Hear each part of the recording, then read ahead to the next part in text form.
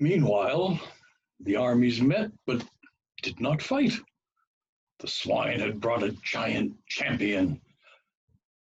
You've heard this story. Yes, and so have I. I'm tired of it, you know. But sometimes a king must give the people what they want. You want a thrilling story or the truth? Yes, why not both? I've often asked myself. All right, I'll tell it once more, just for you.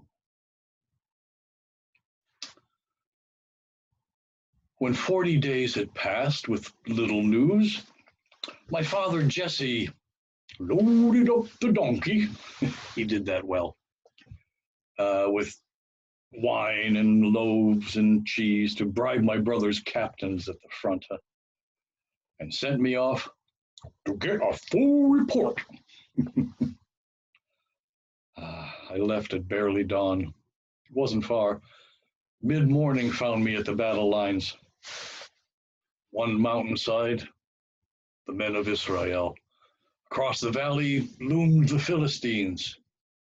The giant strode between them every day. A man of Gath, Goliath, 10 feet tall. His armor was old-fashioned, gleaming bronze, and the breastplate weighed 100 pounds. His spearhead, though, was iron, 15 pounds. The trunk as thick as any weaver's beam. Why do you range yourselves as if for battle? I am a Philistine, you slaves of Saul. Choose a man and send him down to me. If he kills me, then we will be your slaves. If I kill him, you will be ours again. And all of Israel was terrified. I saw my chance at once.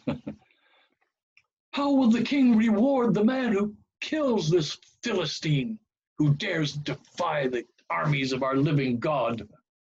The men all said, the king will make him rich, exempt his father's house from all taxation, and even give up his daughter to wed. Those were the words that I had hoped to hear.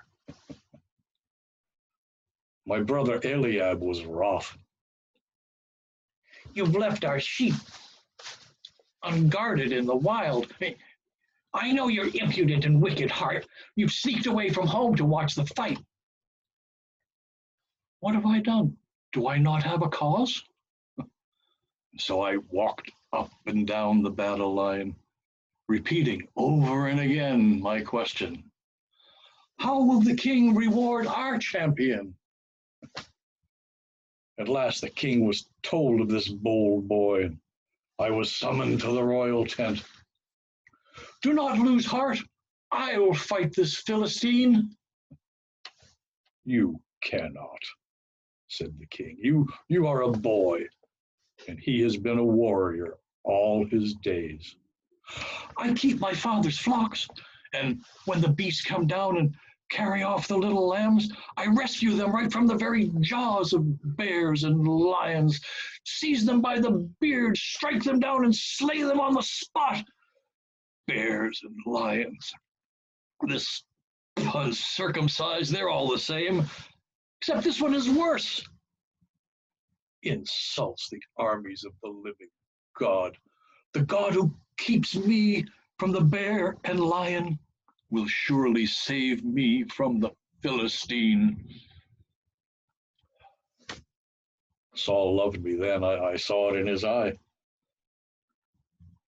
Then go, he said, and Yahweh go with you. He made me don his armor, helm and breast, and girded on his sword.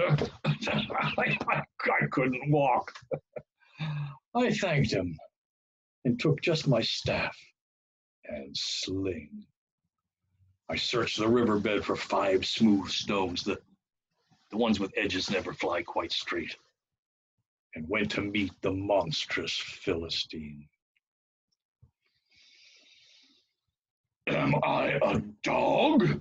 They send a boy with sticks?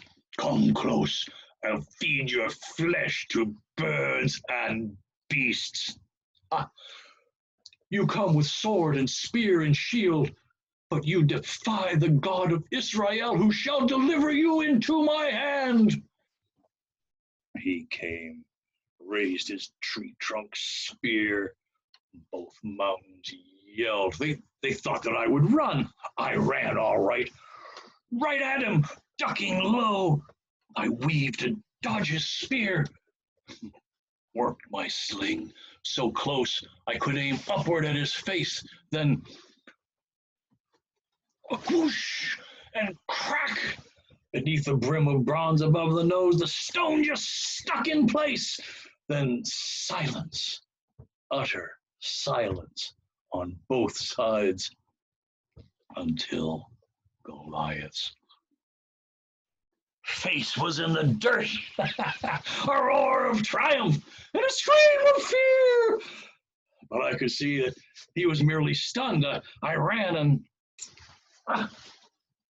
and drew his sword with both my hands and circumcised Goliath at the neck. I lifted up his great fat shaggy head. The men of Israel and Judah poured across the valley, howling like a storm. The Philistines all ran without a fight. We chased and slaughtered down into the plains, directly to the walls of Ekron and of Gath. We left them strewn. When it was over, Abner, son of Ner, uncle to the king, and his commander, himself conducted me back to the camp, to Saul, that noble, great, unhappy king. Then Jonathan, Prince Jonathan, declared he loved me as his soul, and stripping off his robe, he wrapped me in his clothes. Yes, me, and gave to me his belt, his bow.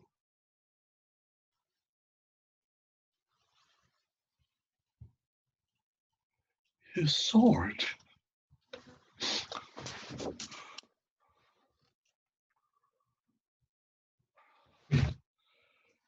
We stayed out on campaign while they were weak and scourged and plundered unprotected fields. The king made me the captain of a troop.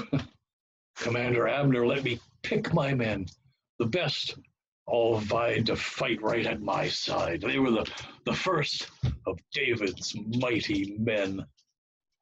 Without them, there would be no tales to tell. But when at last we drew back to the mountains, women lined the roads along both sides with drums and bells and tambourines and strings, playing, dancing, singing back and forth. Saul has killed his thousands, David his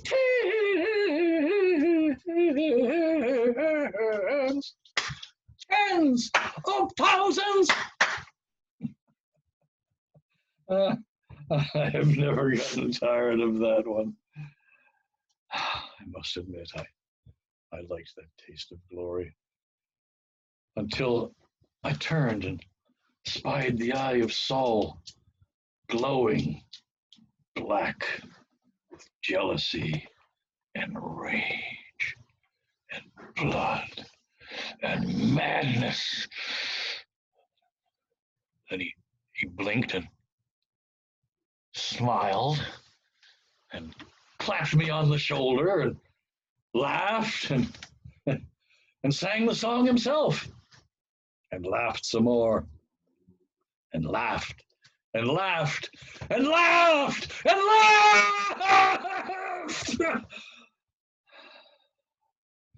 Too loud. But from that day, I lived at King Saul's court and never went back home till home was gone.